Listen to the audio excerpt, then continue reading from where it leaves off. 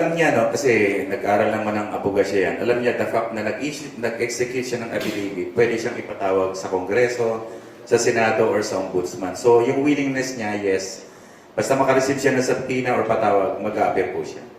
Pero meron na po bang lumapit sa inyo? Ay, wala ko. Sabi ko nga sa inyo, nung ma-file itong impeachment na to, hindi ko nga namin alam na gagamitin.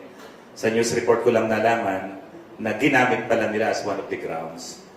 After filing, wala akong lumalapit na i-ready na or what. In fact, mula nung ma-file yung impeachment, hindi pa kami nagkakausap ni Ramil. Although, of course, napabalitaan niya yan sa TV, yung mga news reports.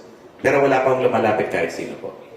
Kung sakali po that this goes to trial, ready naman po kayo na i-present lahat ng video, photos, and lahat ng documents na meron kayo? Yes, kaya nga ho, yung efforts namin na makuha yung tatlong mobile phones niya, sabi ng attorney, makuha mo lang yan, andyan lahat ng ebidensya.